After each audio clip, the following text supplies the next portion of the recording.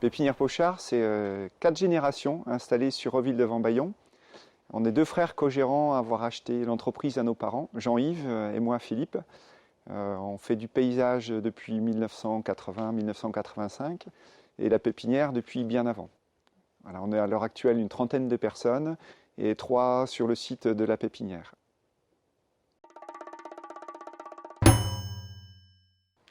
Pépiniériste producteur, c'est adapter des végétaux par rapport à un environnement, un climat dans sa région d'origine.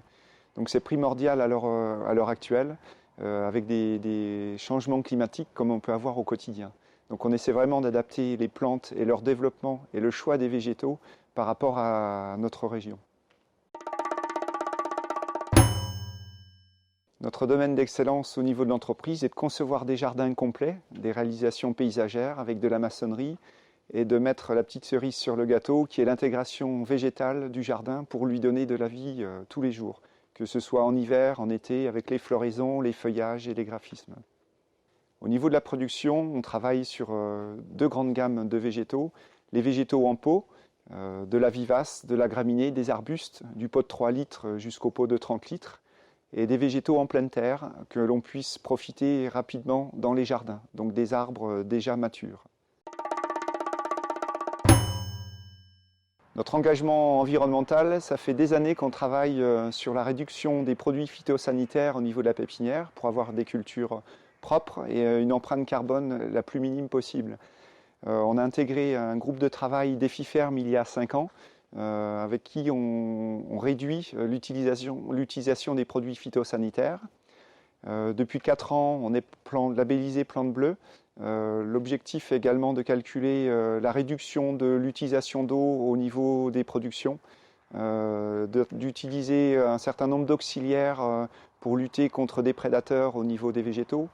On travaille énormément également avec des alternatives au désherbage manuel et au désherbage chimique avec l'utilisation de paillage dans les pots, tout ce qui est conteneur. Donc on travaille avec différents paillages en fonction des pots, des colorettes en chanvre, des paillis de cacao et d'autres choses. Au niveau de la pleine terre, on enherbe et on tond entre les rangs plutôt que de désherber chimiquement. Au niveau de l'arrosage, on travaille l'essentiel des cultures en pot en sub-irrigation. Donc c'est des nappes d'eau qui montent dans des plateformes et qui permettent à l'ensemble des végétaux de développer leur système racinaire en fond de pot. On évite ainsi un arrosage aérien et un lessivage des engrais qu'on pourrait mettre dans les pots. Donc on a une forte réduction de l'utilisation de l'eau au niveau des cultures.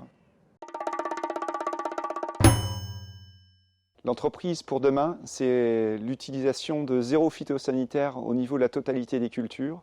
On y travaille tous les jours. À l'heure actuelle, on a intégré des prairies fleuries pour attirer les auxiliaires au niveau de nos cultures. On a installé des nichoirs à insectes, des nichoirs à oiseaux également. Des plantes hautes qui servent d'hôtel à insectes au quotidien pour attirer des prédateurs contre les insectes non voulus au niveau de nos cultures. L'objectif serait vraiment d'avoir une empreinte carbone la plus minime possible au niveau de la pépinière. Nous avons intégré un essai également avec la station Est Horticole pour développer une gamme de fruitiers en pleine terre avec différents systèmes de sol, de culture de sol, 0 phyto, des prairies fleuries, des enherbements, pour voir comment les végétaux puissent se développer au quotidien et pouvoir les planter en grande taille dans les jardins de demain.